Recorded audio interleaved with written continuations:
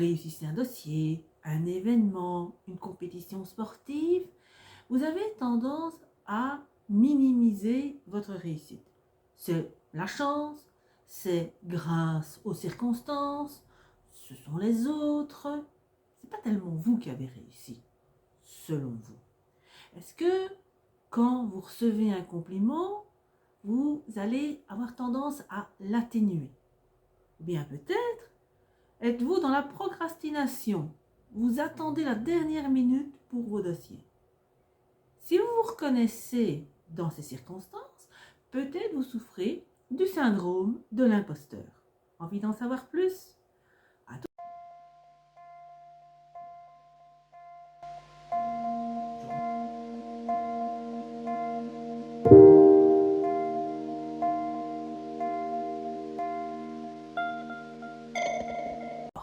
Alors, c'est quoi le syndrome de l'imposteur? C'est cette incapacité à reconnaître nos propres réussites. Donc, quand on est choisi, quand on réussit, eh bien, c'est toujours dû à des circonstances extérieures. C'est les autres, c'est la chance, c'est on a trouvé sympathique, mais ce n'est jamais dû à notre travail, à nos compétences.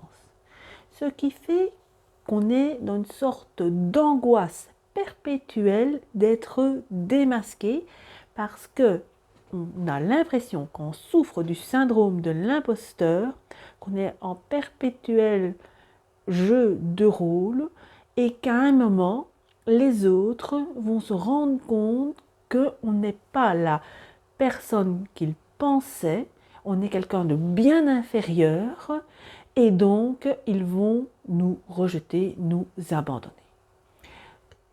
Ça va nous créer de l'angoisse, du stress, ça peut mener à la dépression et voire même au burn-out.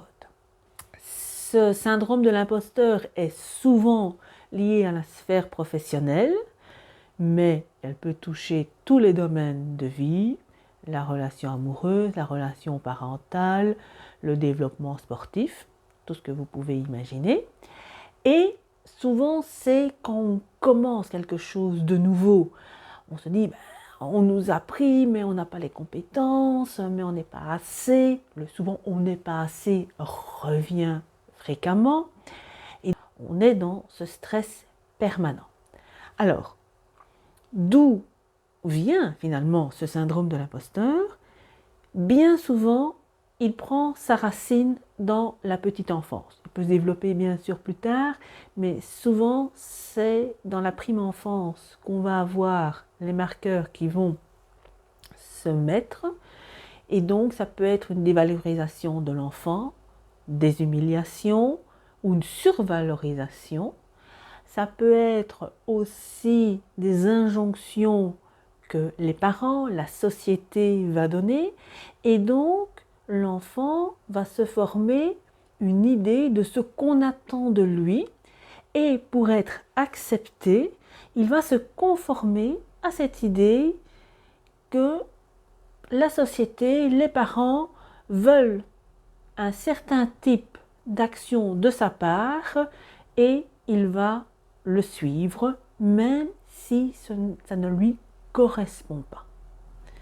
Et c'est ainsi qu'il va se fabriquer une image qui n'est pas la sienne. Et donc, il a toujours cette angoisse de ne pas être assez, cette angoisse d'être, qu'on s'aperçoive qu'en fait, il n'est pas à sa place. Alors, évidemment, ça peut se manifester de différentes façons concrètement. C'est d'une part, ça va être de toujours trop en faire. Ça, c'est souvent ce qu'on connaît le plus dans le syndrome de l'imposteur. Ça va être les perfectionnistes, il faut que tous les moindres détails soient plus que bien faits.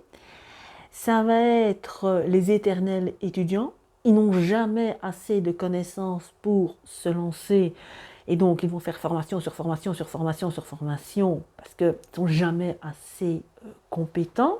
Et si jamais on les prend, il faut continuer, non pas par goût de l'apprentissage, mais par peur d'être démasqué, ce qui est quand même très différent. Il va avoir les personnes qui vont bosser, mais pour bosser, parce que si ils ont quelque chose facilement pour eux, ça n'a pas de mérite. On va avoir les grands solitaires qui, s'ils délèguent, eh bien, ils ont l'impression qu'on va justement voir qu'ils ne sont pas à leur place, qu'ils sont incompétents, qu'ils n'ont pas toutes les capacités et donc ils veulent tout faire tout seuls. Et à contrario de ces gens qui veulent tout maîtriser, tout contrôler, pour surtout qu'on ne s'aperçoive pas de leur manque de compétences selon eux, eh bien on va avoir ceux qui vont procrastiner, qui vont s'auto-saboter, qui vont faire tout à la dernière minute afin de se donner une excuse pour leur erreur. S'ils ont raté, c'est une sorte de moyen de défense qu'ils ont trouvé pour dire, voilà, je ne suis vraiment pas compétent, pour renforcer ce qu'ils pensent déjà d'eux.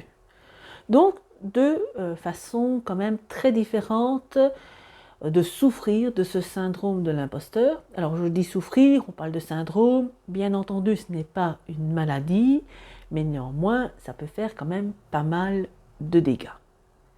Alors le plus important, je pense que ce que tout le monde attend, c'est comment se débarrasser de ce syndrome de l'imposteur. Car oui, ce n'est pas une fatalité, quand on souffre du syndrome de l'imposteur, il y a toutes sortes de techniques qui permettent de s'en débarrasser. Alors, tout d'abord, apprenez à accepter les compliments. C'est quelque chose qui n'est pas évident quand on souffre du syndrome de l'imposteur, mais si on vous dit quelque chose, même si vous ne croyez pas tout de suite au début, puisque vous souffrez du syndrome de l'imposteur, dites simplement merci et ne vous justifiez pas. Un autre élément qui va être très important, ça va être de renforcer votre estime de soi. Parce que bien souvent, le syndrome de l'imposteur est lié à un manque d'estime de soi. Et donc avec l'estime de soi, c'est aussi les 3 piliers qu'il compose: la confiance, l'amour de soi et l'image de soi. Ça va faire l'objet d'autres vidéos parce qu'il y a beaucoup à dire. Une autre façon d'augmenter sa confiance et donc de diminuer finalement ce syndrome de l'imposteur, ça va être de lister vos réussites et de façon factuelle. Vous avez réussi, ne commencez pas à vous justifier, vous avez réussi, vous le notez. Ce qui est pas mal non plus à faire, c'est mettez également vos erreurs. Pourquoi ? Eh bien parce que les erreurs, ce n'est pas une catastrophe, c'est simplement un apprentissage. Vous vous êtes trompé, ok, comment vous pouvez faire mieux par après? Et donc, vos réussites, vos erreurs, tout ça fait partie de vous, ça vous donne de l'expérience. Et toute cette expérience vous donne de la valeur. Imaginez que vous racontez un roman et qu'il ne se passe rien. Il n'y a pas d'erreur, il n'y a pas de faille dans ce roman. Imaginez, le Seigneur des Anneaux a une série d'amis se réunissent, parce qu'ils sont évidemment amis tous, vu que tout se passe bien. Ils ont un anneau dont ils ont besoin de se débarrasser, ils traversent la plaine, ils s'en débarrassent, point, l'histoire est finie. Non, ce qui va donner de la saveur finalement à l'histoire, à une vie, c'est qu'il y a des remises en question, c'est qu'il y a finalement parfois des batailles, des histoires d'amour qui ne se déroulent pas toujours bien, mais que finalement on arrive à surmonter l'ensemble et qui donne une réussite. Aussi, quand vous avez fait cet élément, que vous avez noté de façon réelle vos réussites, vos échecs, ne focussez pas sur le passé. C'est important d'en tenir compte, mais de ne pas uniquement regarder ce passé. Si vous marchez à reculons, vous ne regardez que vers l'arrière, il y a une grande chance que vous allez tomber. Par contre, imaginez que vous êtes sur un chemin de montagne, vous gravissez, puis de temps en temps vous vous arrêtez, vous regardez en arrière, ah, là il y avait une bosse, j'ai réussi à quand même bien la passer. Ah là c'était un passage facile, ça c'était chouette aussi. Et après vous allez continuer votre chemin. Donc, dans la même optique, ces expériences passées vont vous servir de support pour vous aller vers le futur. La façon de lutter contre ce syndrome de l'imposteur, ça va être de faire comme si. Imaginez que vous avez déjà toutes vos compétences, que vous maîtrisez votre sujet, quel qu'il soit, vous êtes le numéro 1 dans votre sport, vous êtes le meilleur mari. Comment vous agiriez? Qu'est-ce que vous diriez? Qu'est-ce que vous feriez? Et vous inspirez de cela. A contrario, surtout, si vous souffrez du syndrome de l'imposteur, une chose que vous devez bannir, c'est de vous comparer. Ne vous comparez jamais aux autres. Vous êtes unique et c'est très bien.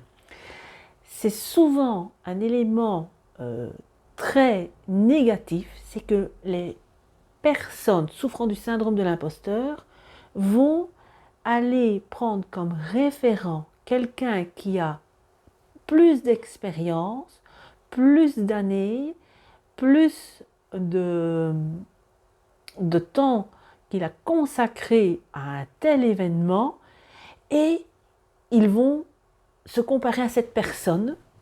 Et évidemment, on n'a pas cette expérience, on n'a pas le temps passé, on n'a peut-être pas toutes les formations pour l'instant parce qu'on débute, et donc ne vous comparez pas. Prenez-vous comme point de repère. Que vous dites, ah ben voilà, je vais faire telle formation, je vais approfondir, je vais m'exercer, ça c'est très bien. Acceptez, surtout quand vous débutez, puisque je vous ai dit au début de la vidéo que le syndrome de l'imposteur, c'était souvent quand on commençait quelque chose de nouveau. Donc acceptez d'être novice et d'apprendre. C'est quelque chose de très important. Un autre élément qui va être aussi très pertinent pour lutter contre ce syndrome de l'imposteur, c'est d'accepter vos différences.